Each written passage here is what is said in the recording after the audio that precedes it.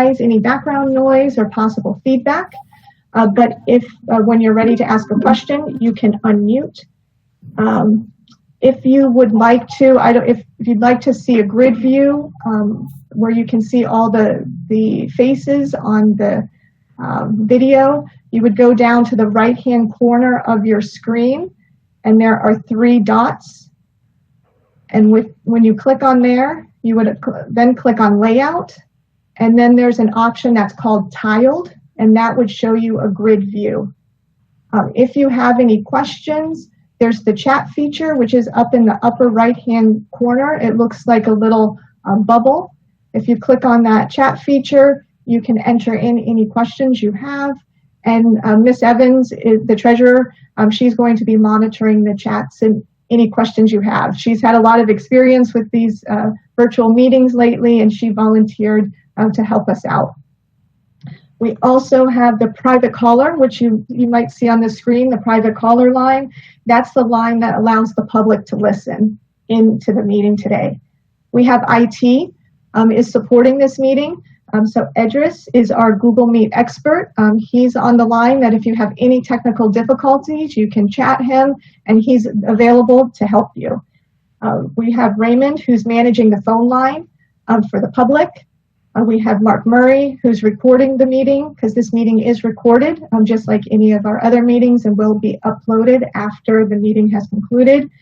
And we also have Sam, and as well as possibly Chris Prasad, who are assisting with any IT problems that we might encounter, which I know we won't during this meeting.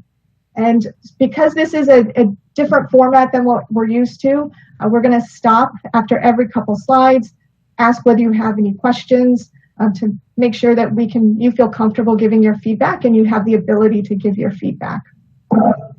For voting purposes, I wanted to say that the chair will ask if anybody would like to vote against the item. If you do, state your name. The chair will call on you, and at that time you would state why you are opposing the vote. If you remain silent, it's going to assume that you accept it. The only voting item that we have today is for the minutes for our last meeting. And for attendance, for those that are on the call that are district staff, there is a Google sheet for you to log in and sign in so we can keep track of attendance.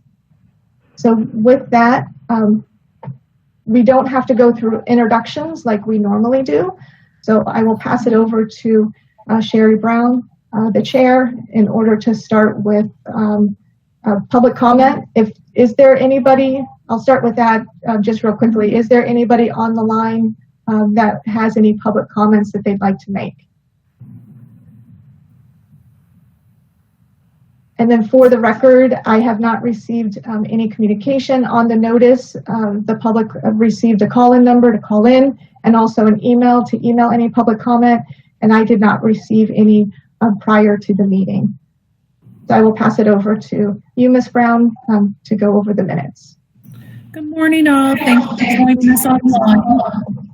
So we're asking to approve the minutes from February 6th. Do I have any nays on it?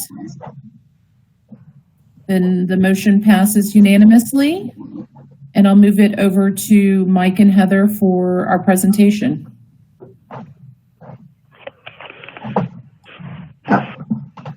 Okay. Good morning, everybody. I know Heather's going to pull up a presentation for us here in a minute. I just want to thank everyone for joining us.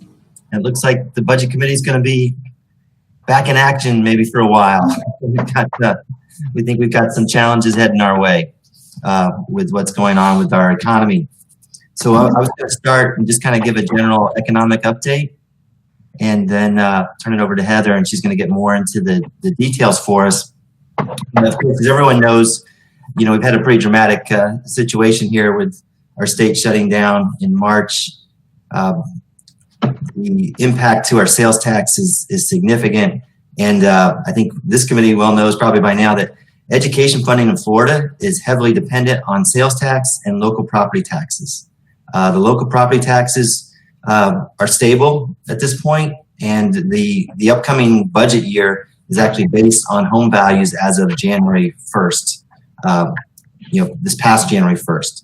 So those values are set, And we could see maybe a little difficulty with our collections, but we don't expect it to be significant. So that's kind of the good news, is that the property tax, our tax base is solid for now. So that portion of our funding, including the $1 million for referendum, should be stable for FY21. It's really the sales tax that we're concerned about. So Heather, if you'll jump ahead to the next slide, please.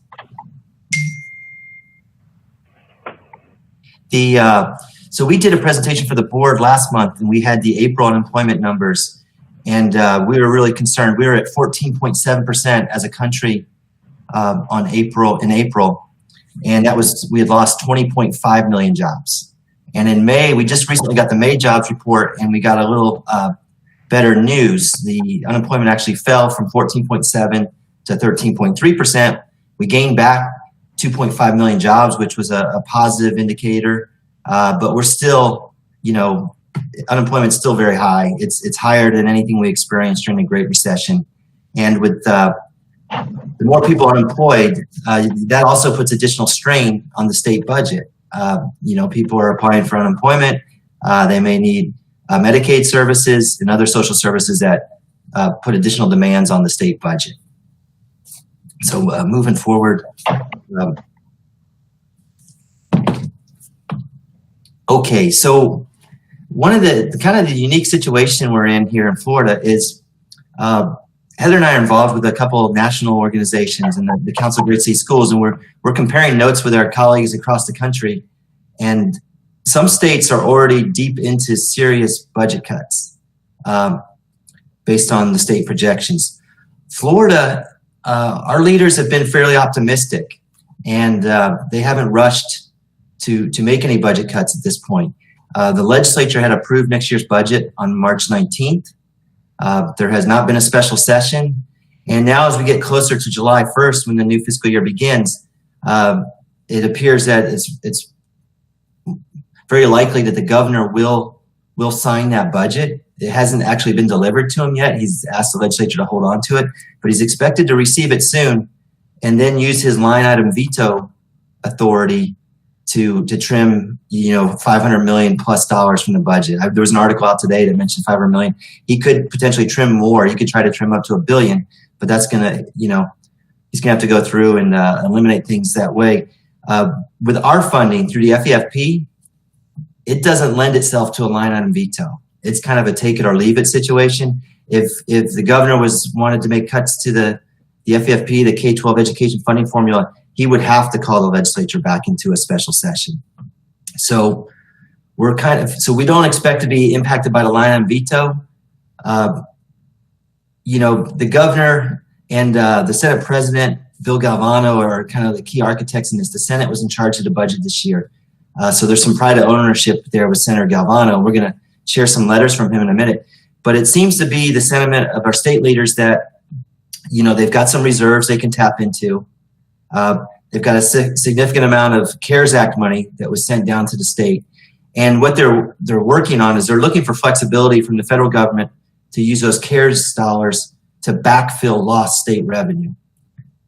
Right now, it looks like the CARES Act money must be spent on kind of COVID-19 related expenditure. So if they could get that flexibility to just use that money to plug some of the lost revenue, and coupled with their reserves and line item veto, the governor and kind of Mr. Senate President Galvano are still contending that they may be able to get through FY21 without a special session, which would be great news for us.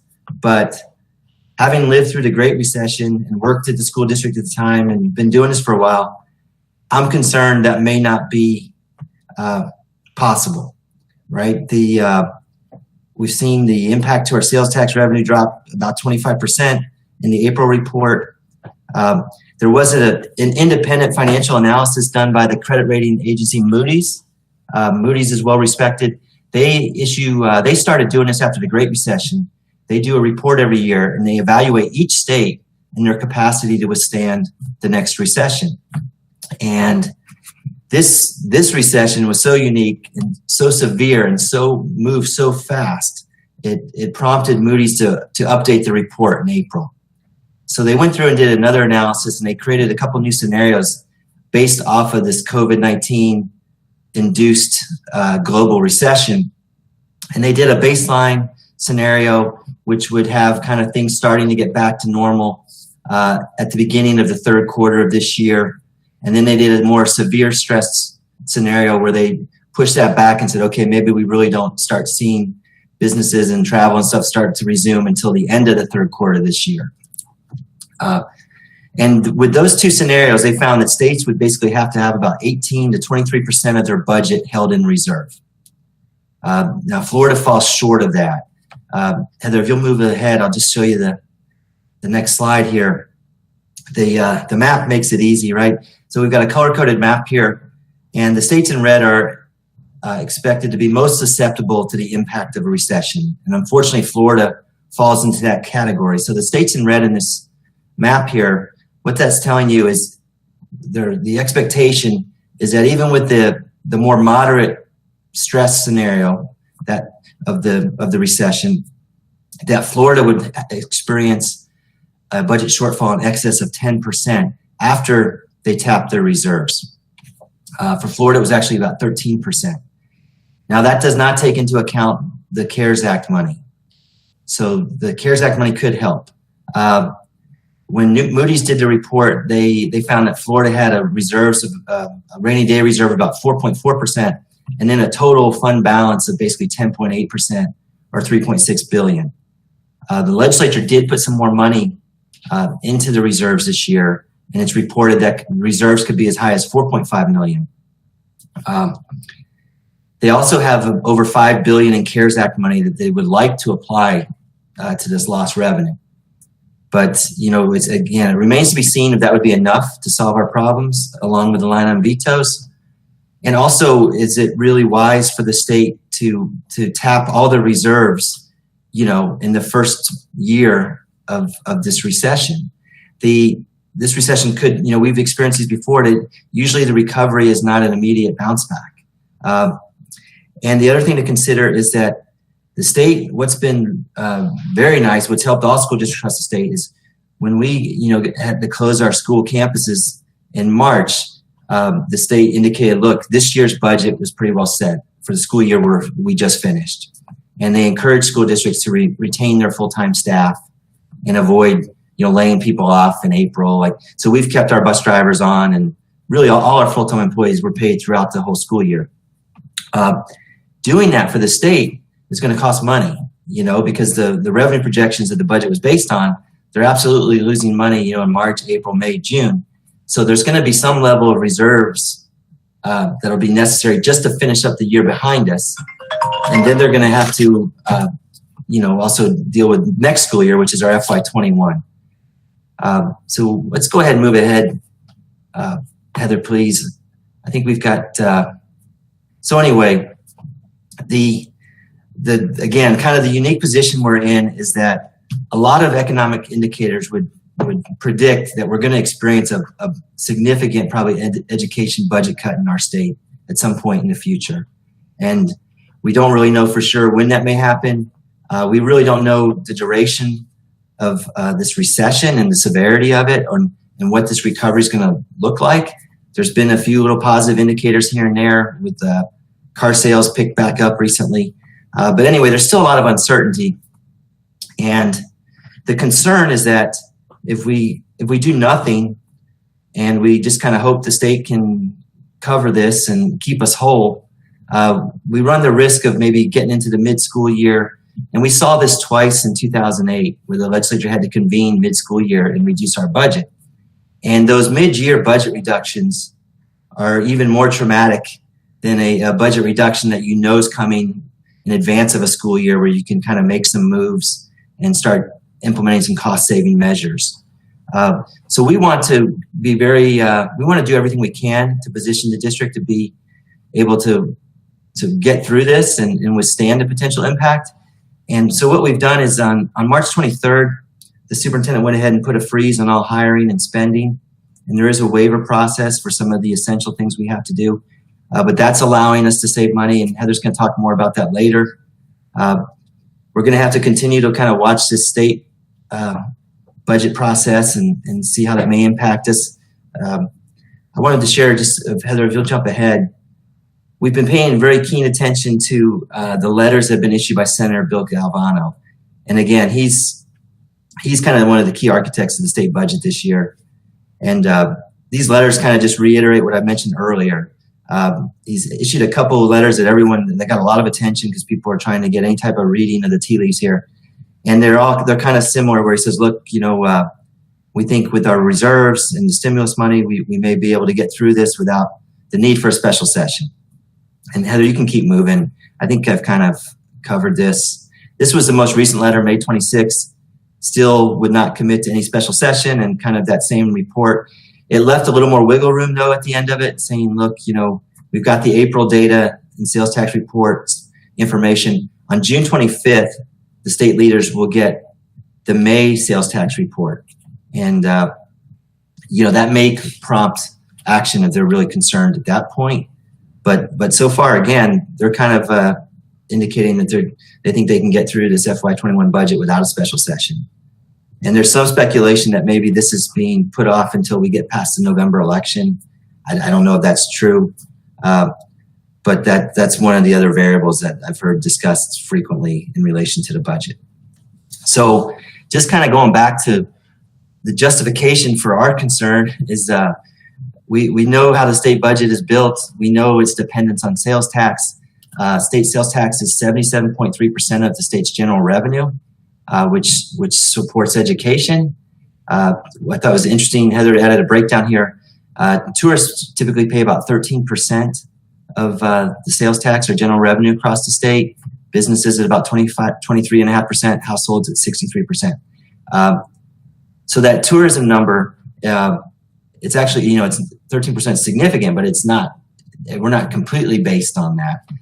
That does vary quite a bit from county to county. That's a state average. If you go to Orlando, that number is like 40% or more, because they're just, tourism is their business there.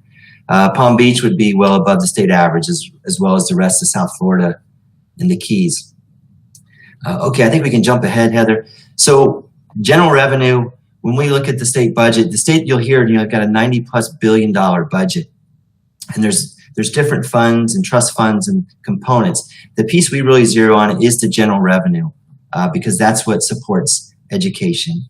And in education in total, that general revenue, about $17.6 billion of it goes to support education, and that's both K-12 and higher education. So again, education is heavily dependent on the state sales tax general revenue. It represents over 50% of the funding for K-12 funding or K-12 students in our state.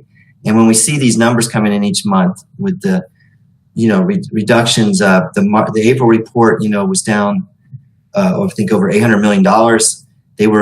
They had some additional revenue. They were over projection in January and February, so that helped mitigate some of the loss going into March and April.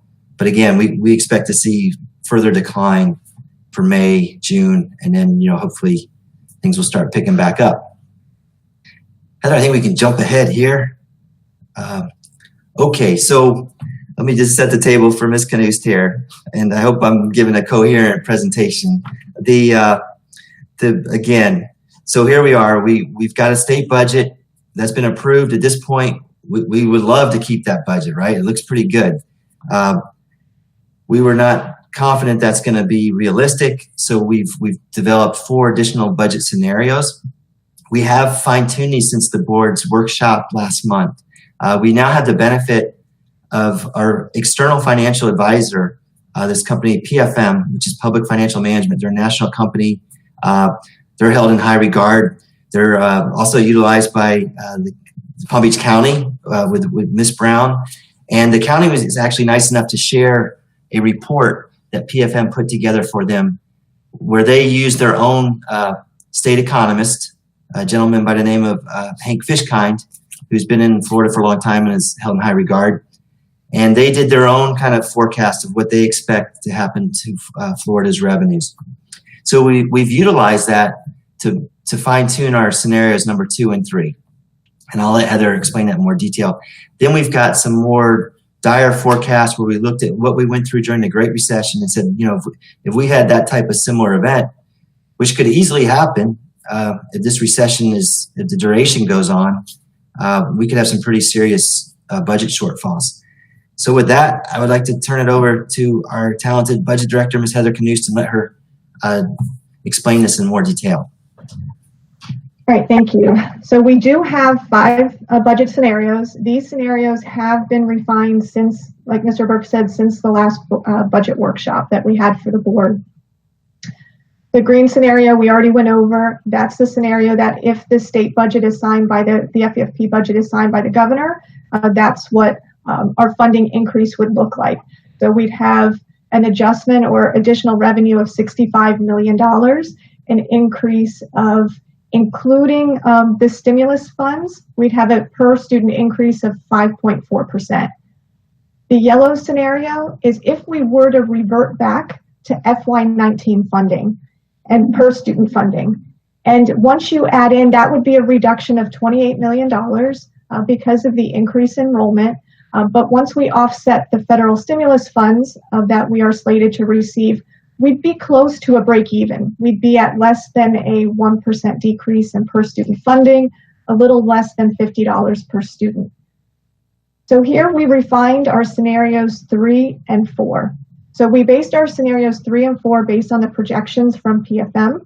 So PFM has their baseline projection where they are assuming that we aren't going to have another spike, that we'll slowly start to recover. People will start to go back to work and start to go back to feeling comfortable to travel to the state, so we can possibly start to see some increased tourism. There'd be a vaccine in May of 2021. So that's the baseline projection for PFM, and what they're projecting with those assumptions, which are based on the national GDP, and different regression analysis that they perform, is that the state revenue would see a decline of 4.3%, our state general revenue. And we are such a large portion of the state general revenue, FEFP would share 37% of that loss. And then our district, Palm Beach County, is 7% of the total FEFP pot of funds. So our share of a $1.4 billion loss, or 4.3% reduction in revenue, would be $38 million. That would be our share of loss in FEFP. So that's the baseline projection from PFM. And that once you incorporate in the federal stimulus funds, we'd be looking at a 1% decrease in funding, a little less than $100 per student. The scenario 4 is the more pessimistic assessment for PFM, and that's really based on, we have another spike, we potentially have to shut down again. So, additional loss in funding from the state, since it's so dependent on sales tax revenue, that would be a loss of revenue of 7.1%. Our share of that would be $63 million.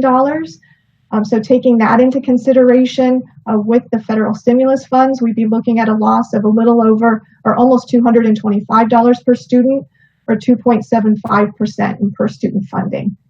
Our scenario 5 used to be our scenario 3, and we were able to shift it over by 2 slots. Our most dire scenario, our scenario 4 and 5 were our most dire scenarios. Those now, based on the revised projections from PFM and the more positive outlook in national unemployment, we initially were looking at, with our scenario 5, a loss in revenue of $200 million. So now shifting over our old scenario 3 to scenario 5, we're looking at a reduction of $100 million. And I'll get into more detail on that on the next slide, but that's looking at this reductions in state revenue during the Great Recession, which was really just more prolonged and took place over multiple years. And so it's looking at the loss in state general revenue in FY9 and FY10, and it's averaging those two losses together for a projected loss in state general revenue of 11%. And again, that would result in a loss of revenue of almost $100 million. Once we add in the federal stimulus funds, it would be a loss in per student funding of $400 per student, or nearly 5%, 4.97%.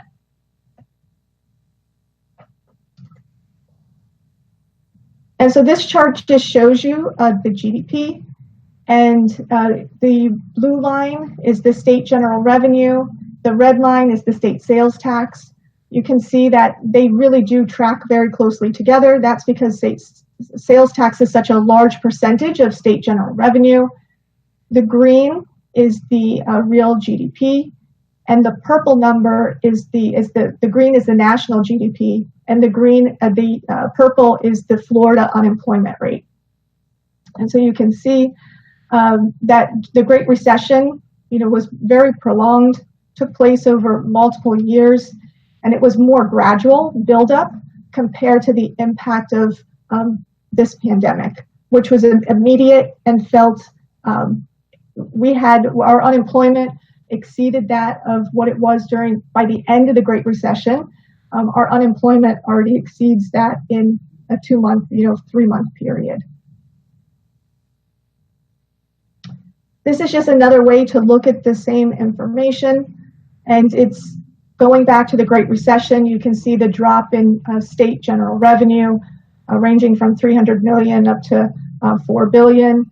And then the scenarios 3, 4, and 5, you could see what that would look like in the loss in general revenue, ranging from 1.5 billion to 3.7 billion. So it really does, there's a lot of unknowns because it really truly depends on the length of how long this pandemic is going to occur. If there's going to be a spike and we see another shutdown, there's still just a lot of uncertainty as to what the actual impact is going to be. But at least lately, we've been seeing at least some positive news coming out, like I said, nationally, and hopefully that continues. This is just another way to look at those per student increases that I went over on that first slide. The green is the scenario 1, the red is the most dire scenario. The blue caps at the top, that represents the federal stimulus funds. And if you go back to 2010 and 11, you can see that the blue caps were a lot larger. And for the federal stimulus funds, we received $200 million back during the Great Recession in federal stimulus funds, stabilization monies, additional Title I, as well as additional IDEA funds. The federal stimulus funds that we are slated to receive now is $39 million, or nearly $40 million. So less than a quarter of what we received during the Great Recession, yet the impact could be much more severe. And what we did with the per student funding that we received back in 2010 and 11, we used that as a way to soften the reduction in funding that was coming from the state. So we did not utilize all the funding in 2010 and 11, but we helped to carry that over so that we could keep a constant funding in the district and make sure to try to retain as many staff as possible. And so that would also be our goal for the funding that we receive, because we don't know what the length and duration is going to be and the uncertainty. Try to save as much money as we can to help cover any shortfalls that we may have be passed down through the state. And just as a side note, just the enrollment has increased over that time period. And so this is an interesting chart. This shows the CARES Act, and it goes back to what I was saying about the funding, what we received back in the Great Recession versus the amount of federal stimulus funding that we're receiving now. The amount of the CARES Act was $2 trillion, and the amount that K-12 schools are getting is such a small sliver that you really couldn't even see it. So I had to put a big arrow to it to see the amount of funding that K-12 schools are getting as part of this stimulus funding. And the Council of Great City Schools is an organization that the school district is a part of. It comprises all large urban school districts across the country. Mr. Burke is on a committee, steering committee of the Council of Great City Schools. And they went back to assess and look at the funding, look at the actual revenue shortfalls to say the amount of funding of the CARES Act that's being allocated to K-12 is really not sufficient. And so they went back and urged that we need at least $2 billion in additional funding in order to shore up the projected revenue shortfalls. And we discussed this already, but just the difference in funding that we received between ERA funds and the CARES Act, over $200 million for ERA funds. And initially we were expected to receive $37.5 million. That was recently increased to $40 million. So it's $39.9 million that we're going to be receiving. But what's different with the funding that we're receiving this time is we are not only sharing those funds with charter schools, which we had in the past, but we also have to set aside a portion for private schools, non-public schools, which also represents 11% potentially in student population. So going back to that original chart before I go on, are there any questions? I want to make a break.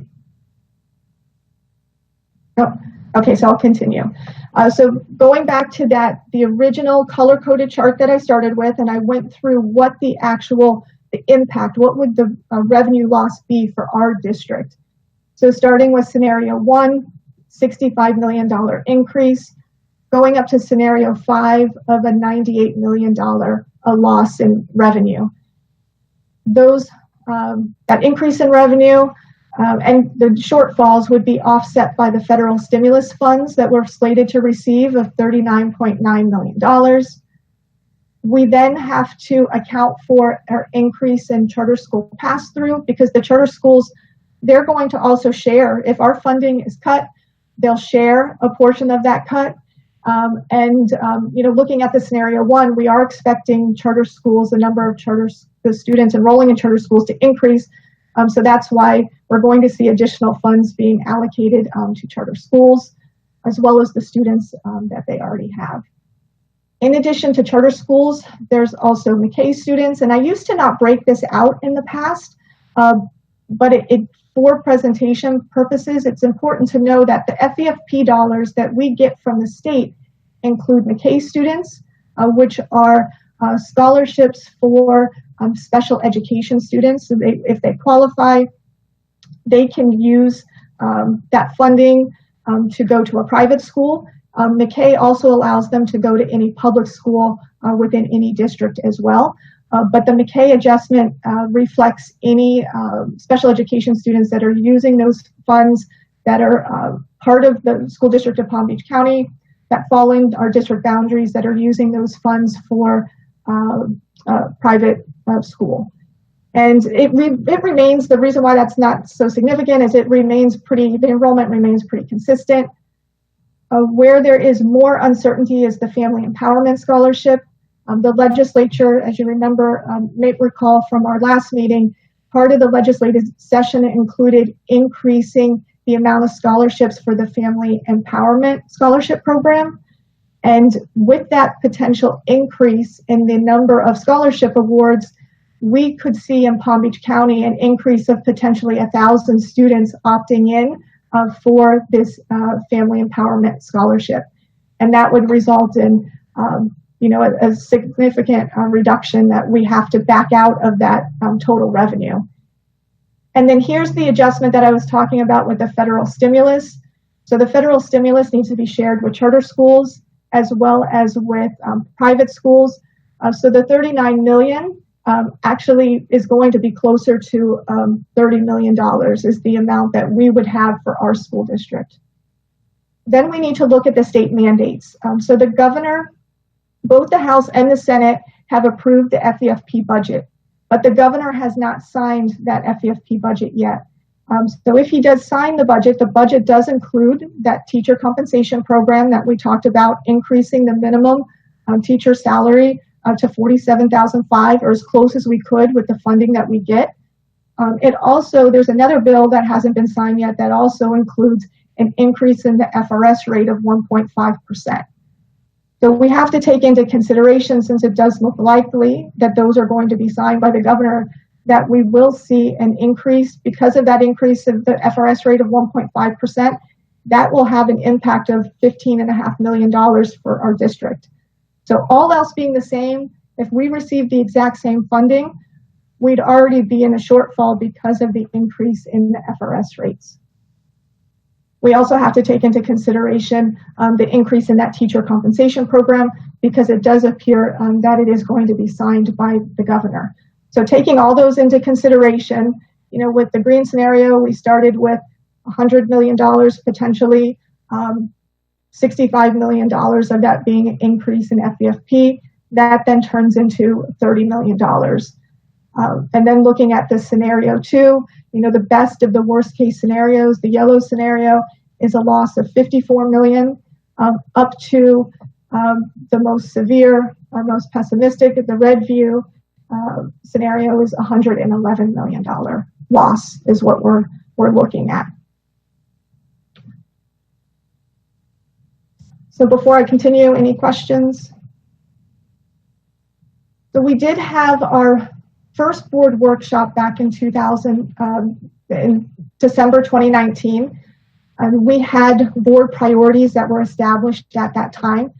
So now we are in a new, we do have a new environment and new considerations that really were not even on the radar, even going back to the last meeting we had back in February. This was very unexpected. So we looked at those board priorities to say, how are those board priorities going to evolve under these new circumstances? So we still want to support the strategic plan, but we really want to make sure to have a structurally balanced budget and do our best to prioritize the current workforce.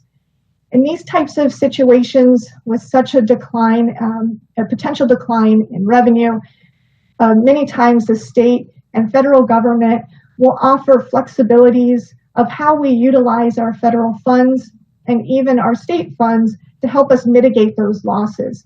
So they might waive some of the rules and requirements just to make the funding more flexible as to how we can use it to help minimize any potential shortfalls or losses. And so we're monitoring that consistently to see what waivers are available and what options are going to be afforded to us potentially. We also need to make sure we maintain our budget reserves. Just like the state has contingencies, we have contingencies as well. But what we have to make sure to consider with those contingencies are once we use them, they're gone. Those are one-time funds. And so we have to make sure that if contingency is something that's used in order to balance the budget, our budget is no longer structurally balanced. And so there needs to be then reductions that are made in order to get the budget back in line. So it's always fiscally prudent to keep and maintain your contingencies as long as possible, because we don't know how long this economic event is going to occur. So looking at our budget, our general fund budget, we need to try to put this all in context. Our general fund budget is $2.1 billion, the bulk of which is comprised in schools. So whatever approach that we do look at, when we are looking at a $100 million potential decrease in state revenue, there's no way to achieve that other than having a very balanced approach to reductions across the district. They can't all be absorbed within just one area of the district. So whenever we're looking at significant reductions, we have to make sure that it's a very balanced approach. And whatever we do, our priority too is making sure we minimize the impact to students. So what is our plan for reductions? So going back to the slide as to our very last line as to what is the projected shortfall that we're looking at for scenario 1, it's anywhere from $30 million increase potentially, which we're not going to really focus on because although the budget will be most likely will be signed, it is very possible and likely that we would be looking at mid-year reductions. So then we would, with the yellow scenario, it's a loss of $53 million all the way up to scenario 5 of $111 million. The next two rows are, what would it look like if the state decided to push off signing, requiring an increase in the FRS rate? So it would reduce our shortfall, but it but it does seem now, everything that we've been hearing, that it is likely that the governor is going to sign in order to recognize that increase in the FRS rates by that 1.5%. And the last line is, what would it look like if the FRS rate as well as the teacher compensation plan, if pretty much if there was a special session, this is what, the bottom line potentially could look like.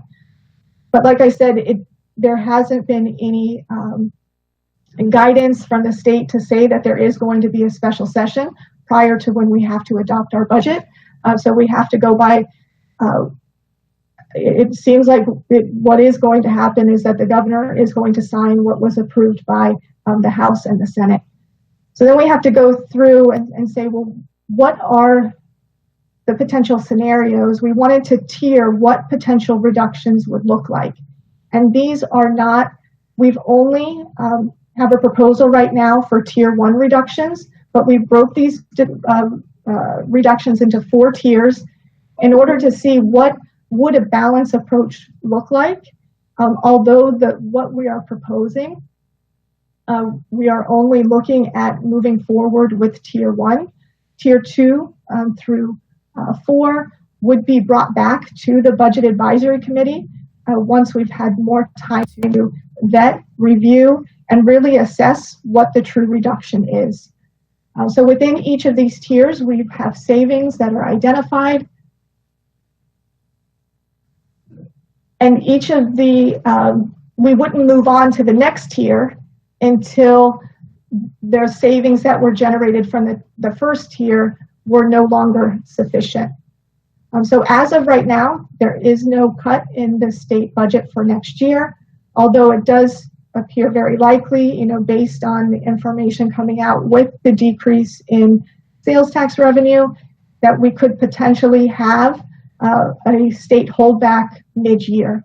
So our proposal is that we need to make sure to set aside and save as much money as we can in order to account for those mid-year reductions once they do occur.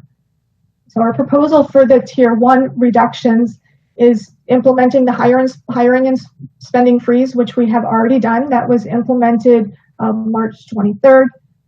We've been able to save $15 million based on the shutdown of schools. We didn't have buses operating, so we saved a significant amount of fuel. Because of the way that we redesigned the curriculum, we didn't have a need for substitutes, or as many substitutes as we had in the past.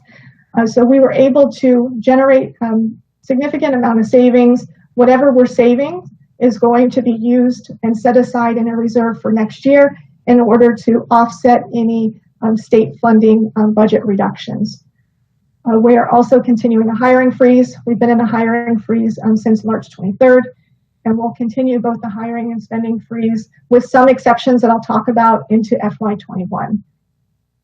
Departments were required to look at they were required to target a 10% reduction, but that was just a target.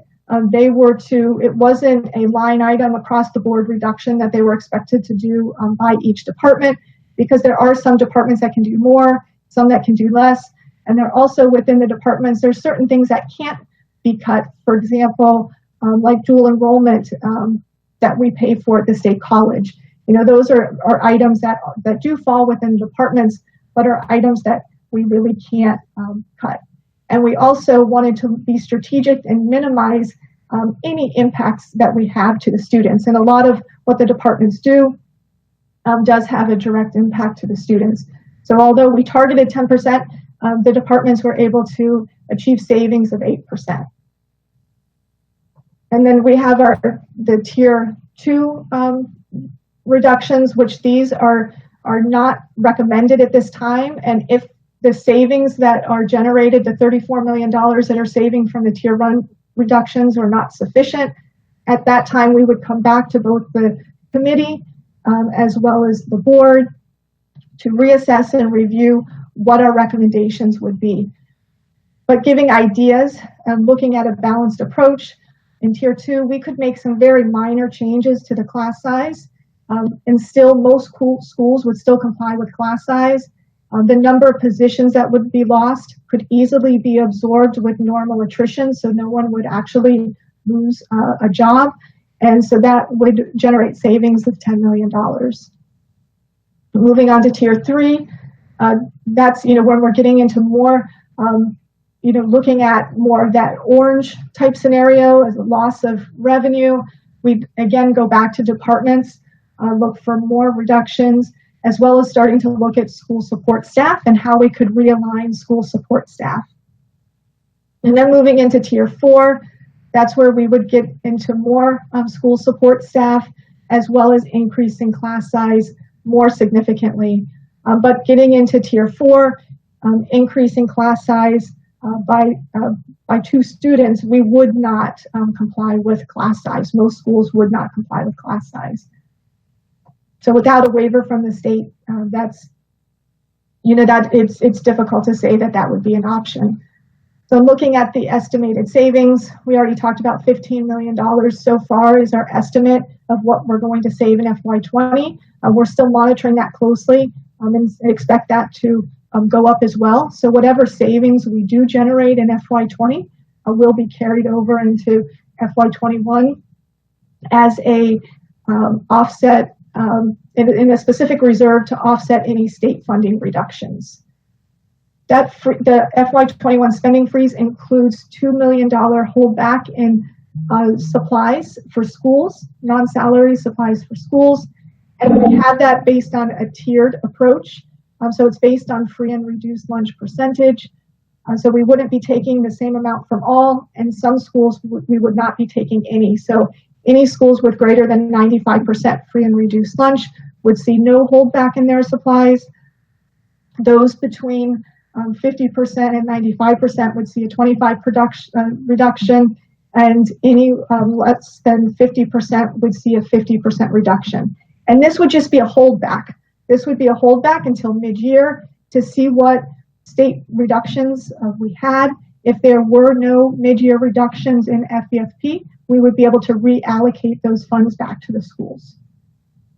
And then, as I mentioned with the department reorganizations, there's total strategic realignments because they were really targeted to be strategic. Yes, we gave a target of a flat percentage, but we didn't mandate that every department have a 10% reduction.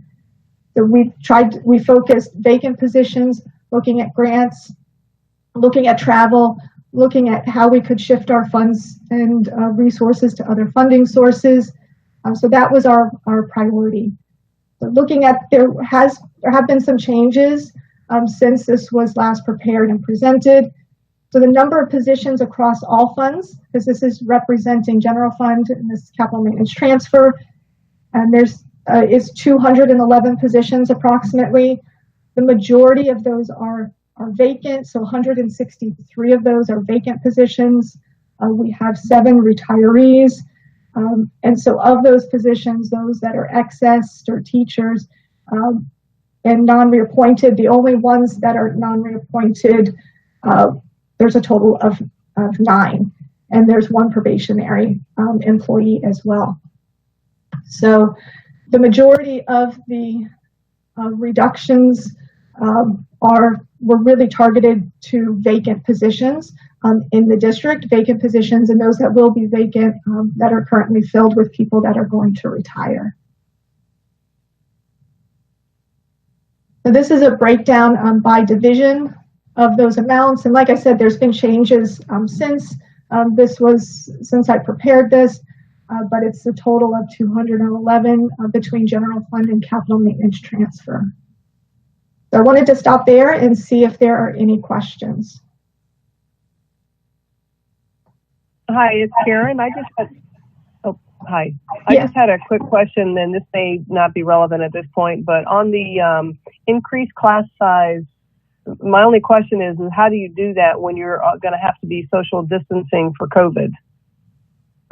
Just curious, because even with 2 kids, I think it's going to be, challenging anyway. So just, I don't know if that was taken into consideration.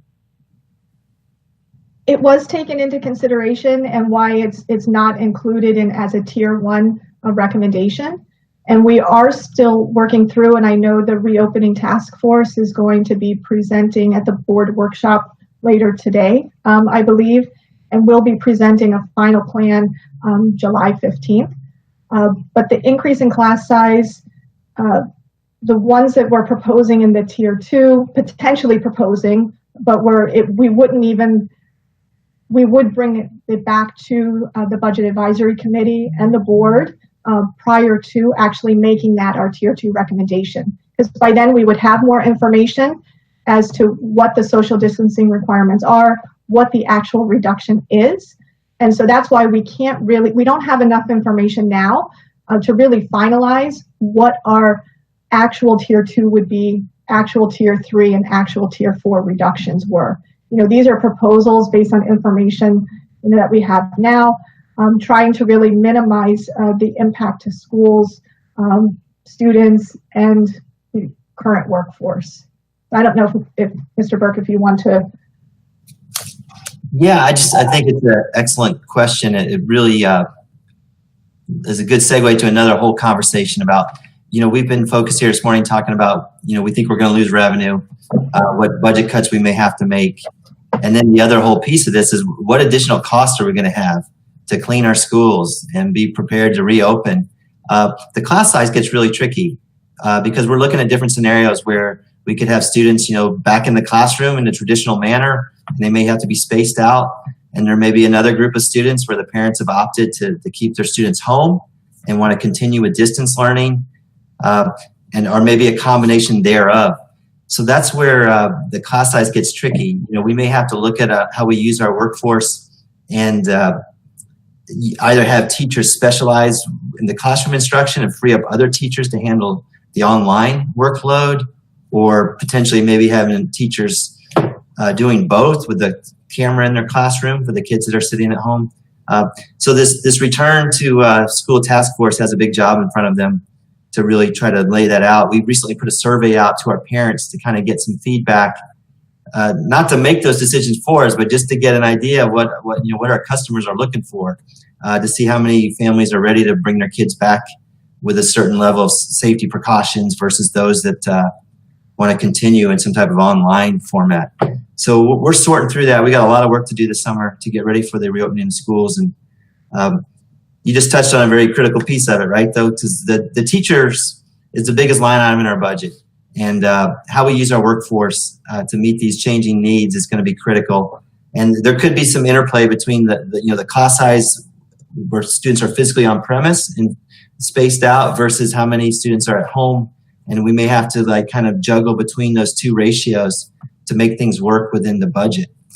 So I hope that's helpful. I appreciate the question. Thank you.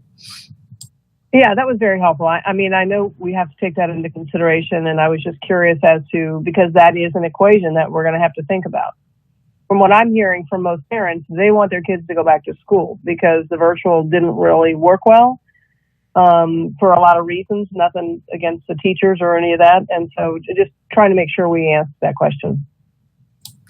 Yes, understood. And we'll probably be coming back to this committee at some point when we have a little more details on how that's going to shake out. And then with any reductions, there are pros and cons to each of them. Yep, Ms. Schulstrom. Control D to unmute. Yep, Ms. Schulstrom. What are non-salary supplies? That's just all their supply dollars. In the we give so it was $5 million in the it's a total going back. The $2 million are you talking about? Sorry. The $4 million. In the net check.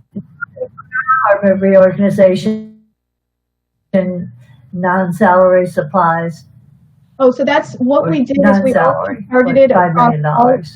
Right, and what we targeted across all departments is eliminated all out-of-state travel, all out-of-county travel.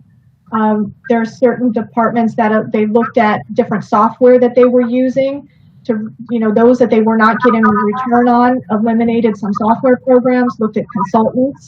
So that's what comprises the non-salary. But across the board, we eliminated all travel, out-of-state and out-of-county travel in departments. Other than that, that impacts students. So there's some travel that we pay for centrally. That's for national competitions. And we don't know right now whether the students are going to be able to travel.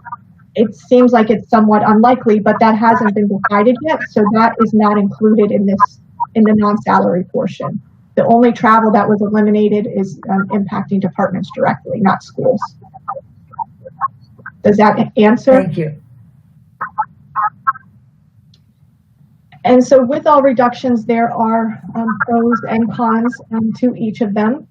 And I did want to mention that the superintendent had us bring back our superintendent's principal budget review committee. So it has representation from each of the levels, elementary, middle, and high, as well as executive leadership. And so we went through each of these reduction scenarios, and the committee did support the tier 1 reductions. We did incorporate their recommendations on the reduction in the supplies at the school level. They recommended that we, make sure to look at it through an equity lens. And we incorporated, by doing that, we utilized the free and reduced lunch in order to tier the holdbacks of those non-salary dollars at the school sites. So we did incorporate their recommendations, and the committee was supportive. We do have committee members that are participating on the call today. We have Anne-Marie Dilbert, who is from Cross Point Elementary School. David Alfonso is principal at Palm Beach Lakes High School. Maureen Warner is from Marsh Point Elementary School. Belinda Springman, South Olive Elementary School, and Robert Hatcher from Western Pines Middle. So I'm going down and now looking at the tier 2 reductions. Like I said, these reductions are not proposed at this time. We would have to wait and see what the actual state holdbacks are, see whether our tier 1 reductions, as well as with this federal stimulus funds, are sufficient in order to, before we would move on to the tier 2 reductions. Looking at potentials, just making minor changes to the class size. For elementary school, for example, increasing from 18 to 18.25, how we round, from 22 up to 22.5. Same with middle school, increasing by 0.5 as well as high school. Most of the schools with that minor change to the class size ratio would still comply with class size.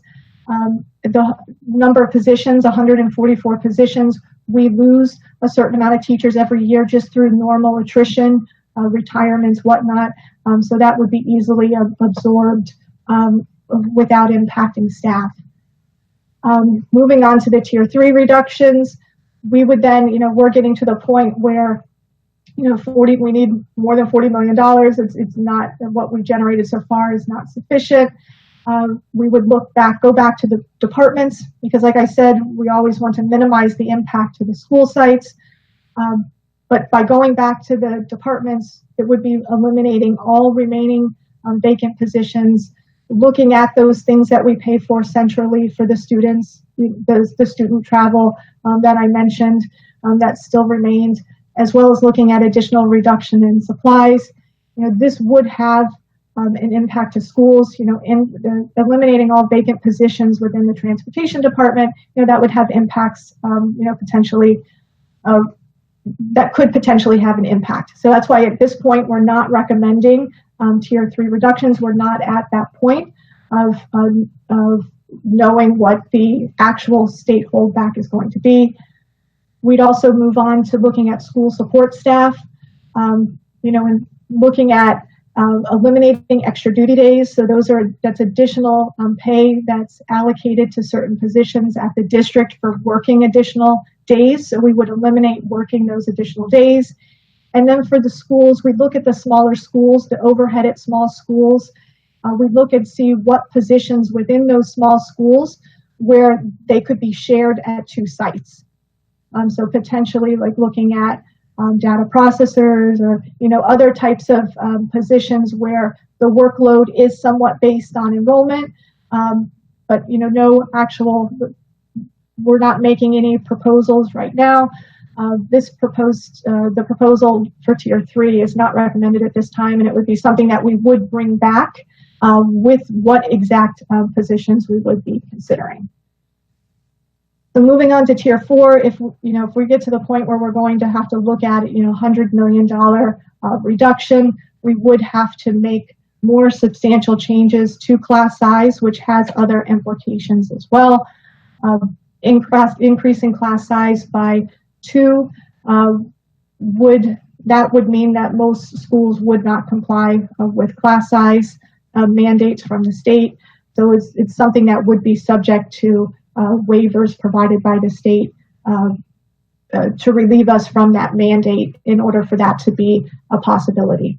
And we'd also look at support staff, again, go back to the support staff at the schools and see what support staff we would be able to eliminate. Those jobs that are not providing that direct student contact, so they could move into positions that we do have that are vacant to provide that direct student support. If we look at mid-year reductions, it's very difficult to make changes to the budget and especially staffing after the start of the school year. So if we have significant mid-year reductions that are not going to be covered through the Tier 1 reductions that are the ones that are proposed, as well as the federal stimulus funds, the potential mid-year reductions would be looking at furloughs and salary reductions. Furloughs get very tricky because with the furlough, the employee is not able to work on that day of the furlough. And so a lot of our positions, they are only working on direct student contact days. So the cost of one day of a furlough is $5.1 million. Looking at salary reductions, 1.5% reduction would be equal to $15.5 million.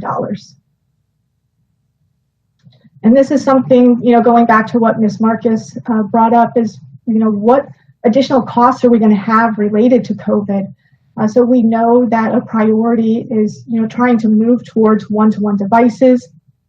We have technology needs. So we are looking for external revenue sources for looking for grants, as well as, with Palm Beach County, as well as, other community partners to assist, not only with the one-to-one devices, but also that they have adequate internet access.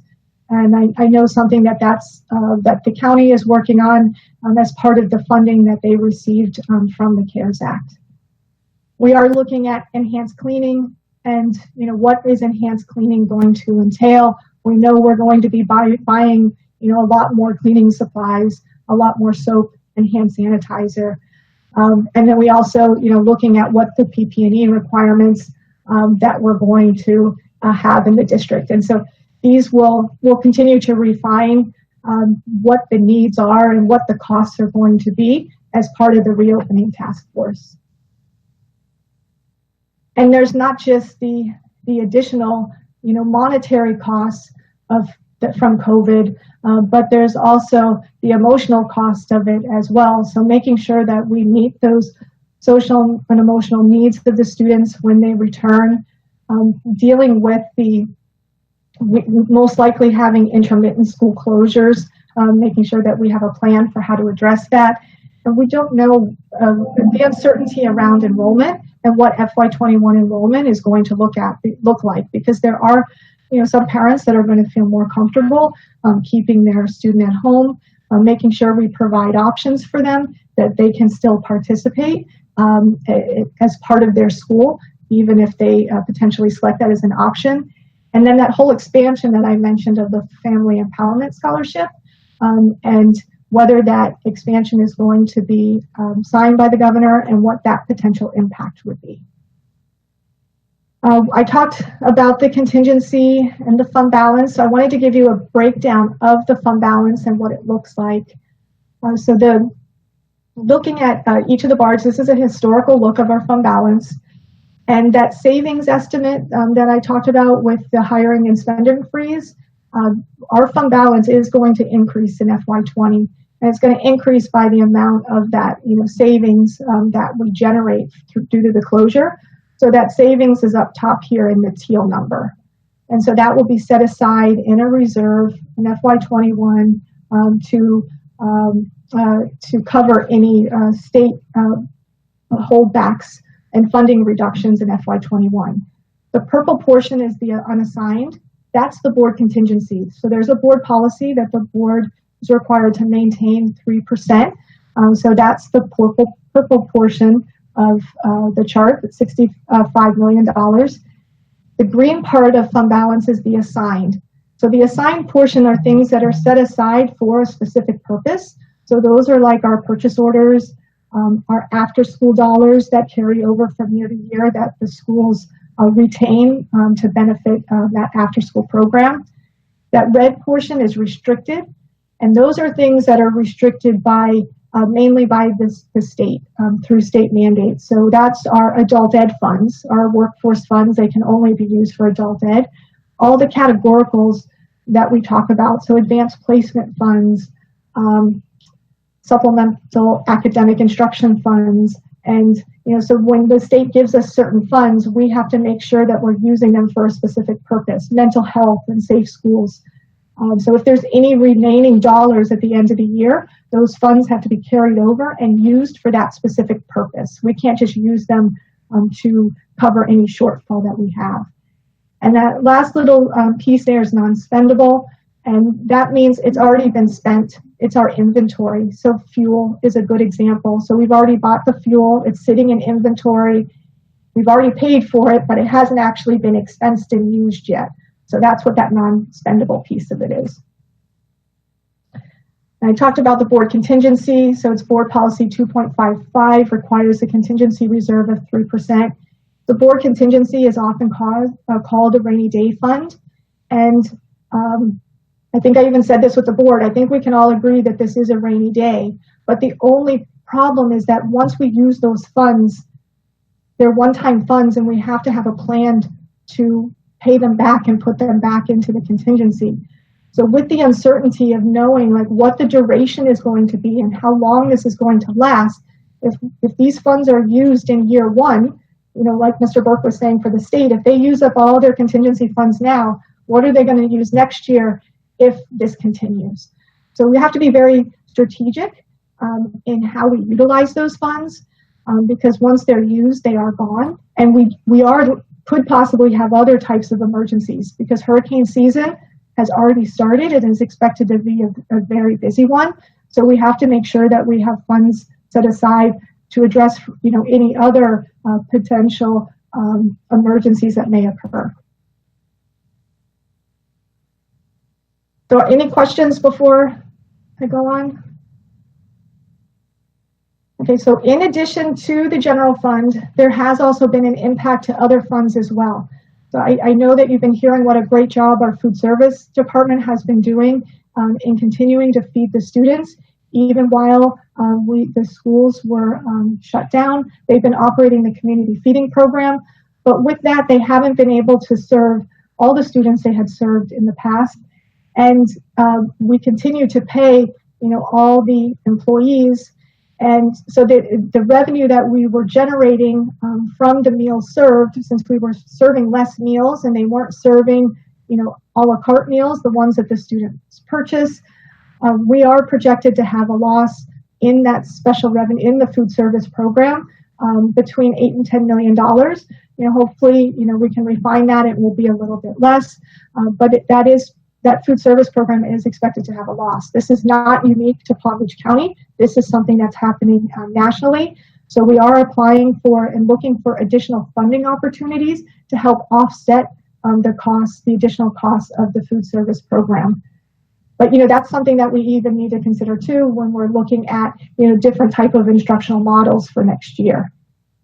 And looking at other grants, there really are right now no other changes that we're aware of related to any federal, state, or local programs. We are still waiting to get the federal stimulus funds. We're waiting on the state to apply to the federal government. Once the state officially applies for the funds, we do know the amount we're going to receive, but they haven't actually officially applied for the funds yet, then we will be able to apply for those funds as well.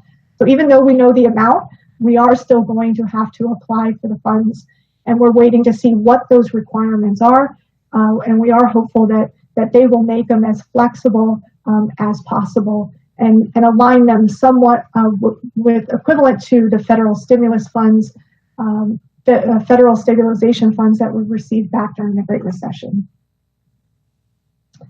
We also wanted to just remind voters about the referendum and how fortunate we are that the referendum was passed by the voters in November 2018.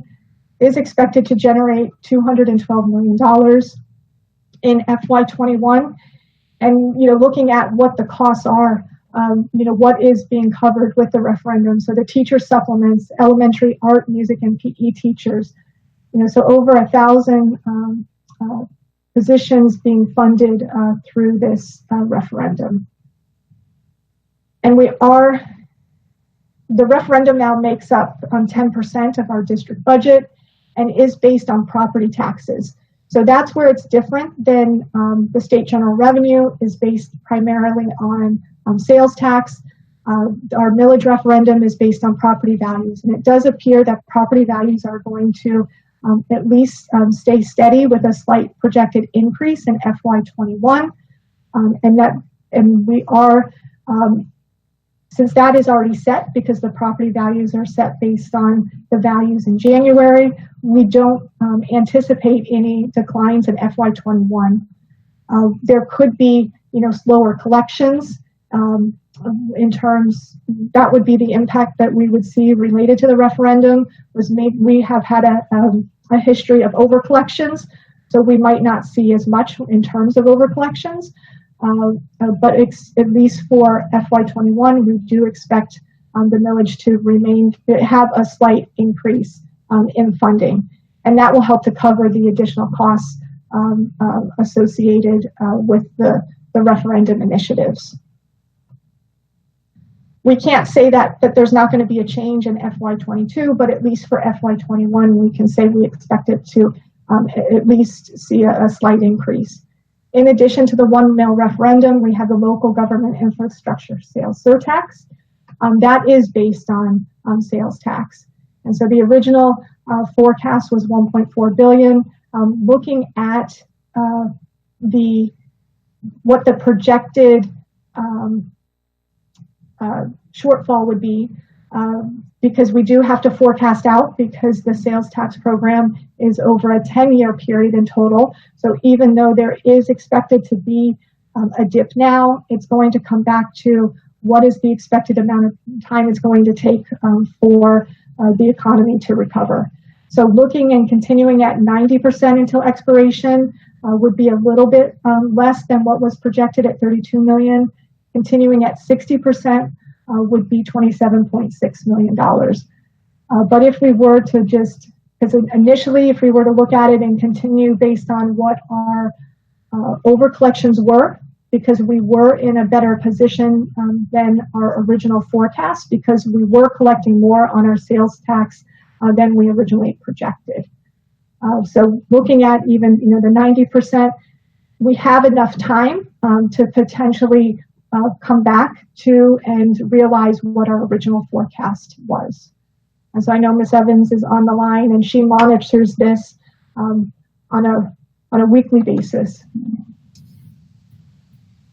So looking at what our next steps are, we are looking at just the tier 1 reductions that we discussed, which are to continue the hiring and spending freeze, set those funds aside in a reserve in order to cover any state holdbacks for FY21, any mid-year reductions, as well as the department reorganizations and cuts that totaling 8%.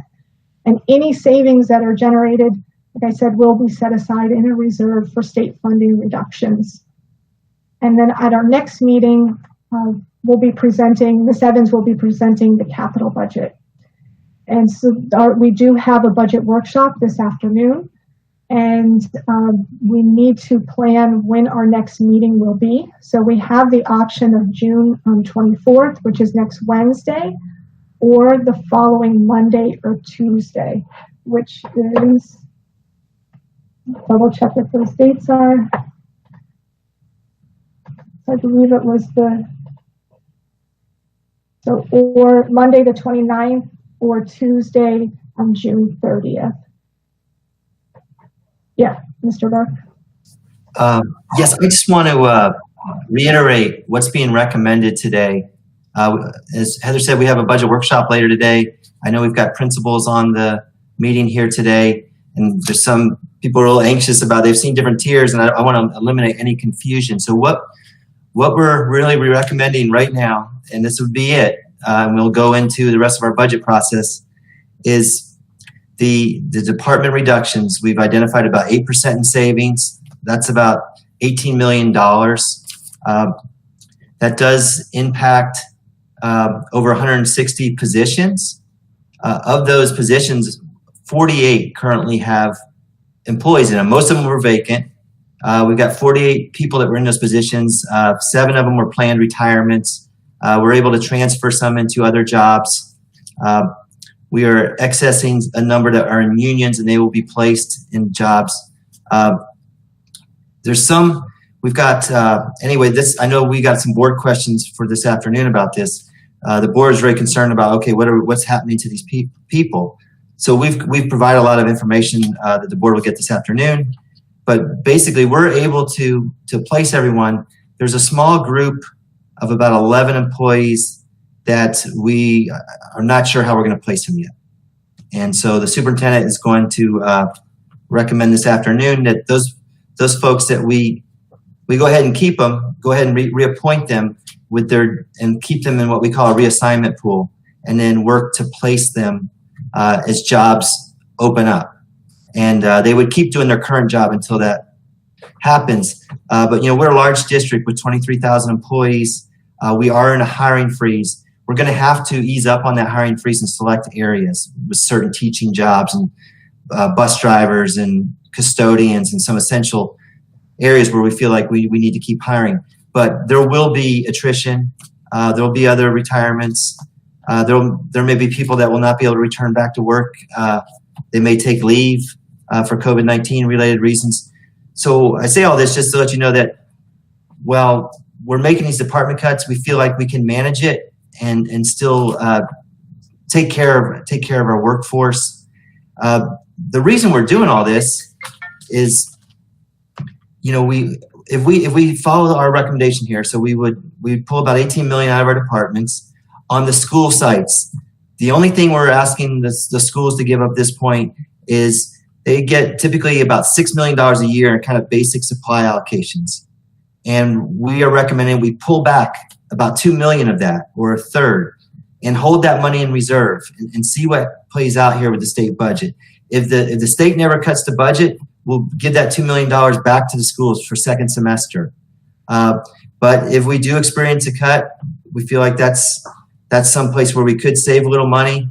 That'll give us $20 million, right, in savings, those two things, with hopefully not a huge impact. We feel like we can manage the impact. And then the ongoing hiring hold that's in place this year, and the money we're saving from not running our buses and utilities and not having substitute teachers and all those things, that could give us another 15 to 20 million in savings. So if we continue on with that, we'll be very judicious in our spending and keep the hold in place. It could give us about $35 to $40 million to put in this reserve for the expected inevitable state budget cut. And, that may not be enough, but I think it's wise to do something at this point while we still have some flexibility and before we start the school year. And then the other thing we know is we've got the CARES Act.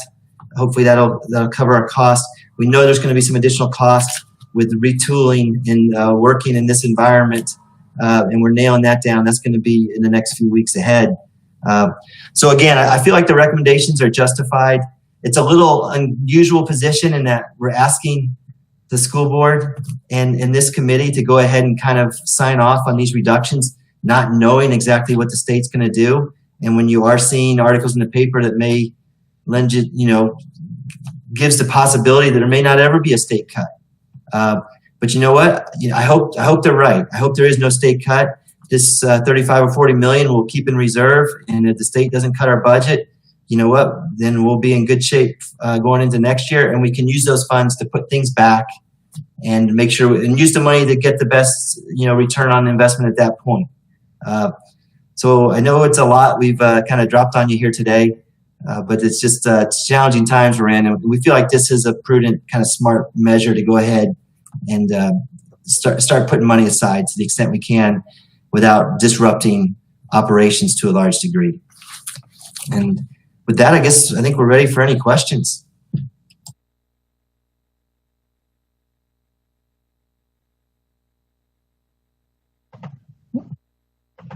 This is Karen. I think you guys have done a great job. Thank you.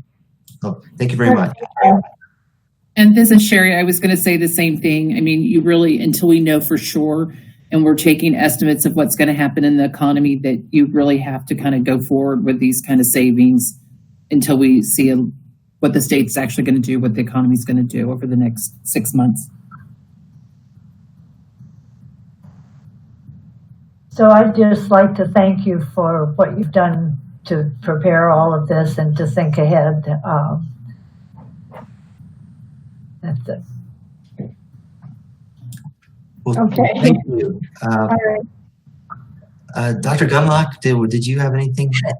Just a quick question. As a community, how can we help support the district during this time? Well, I'm glad you asked.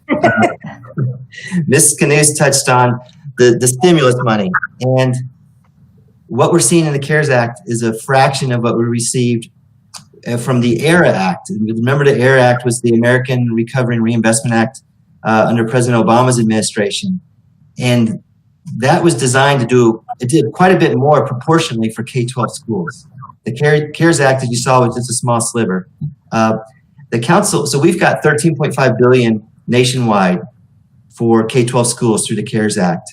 The ARA funds was $100 billion, and the Council of Great City Schools recommendation was actually $200 billion. They felt like we were going to need more than even what the ARA provided.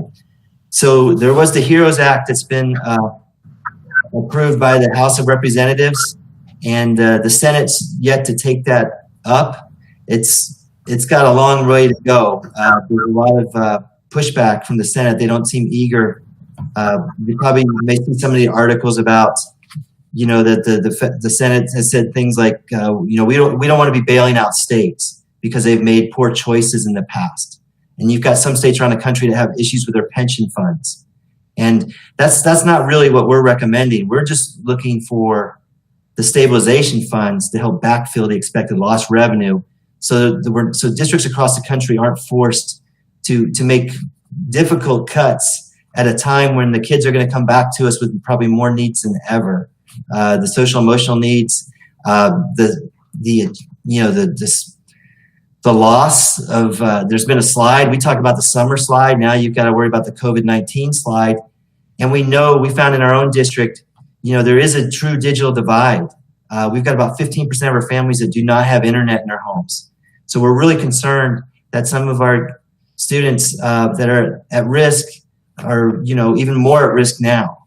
And so, education is critical to get the economy back up and running. And we feel like that should be a bigger part of these federal conversations around stimulus, and to recognize some of these needs and the growing needs of our students.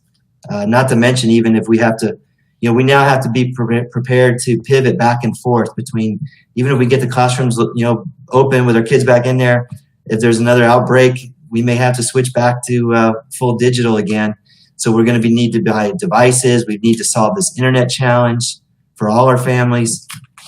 So I would say that's the one big thing the community could help, is at the national level, that they keep an eye on K-12 schools and pay attention to the Council of Great City Schools recommendations.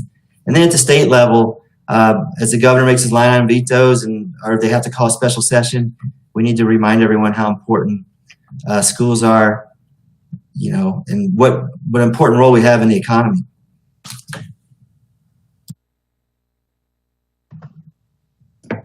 So that was probably a longer answer than you wanted, Dr. Dunlop. No, that's great. Thanks.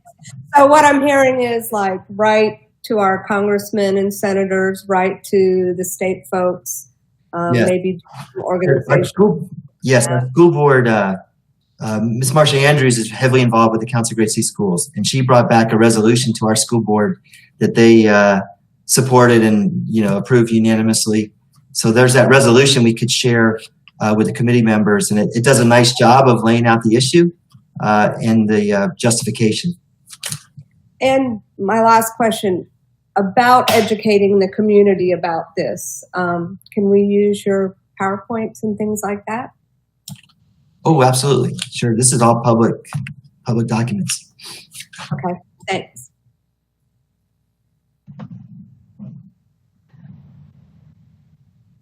All right, any other questions? So what I'll do is I'll send out an email about the next meeting date to try to get some consensus as to what day works best for the committee members. So it would either be, that Wednesday, June 24th, or Monday, June 29th, or Tuesday, June 30th.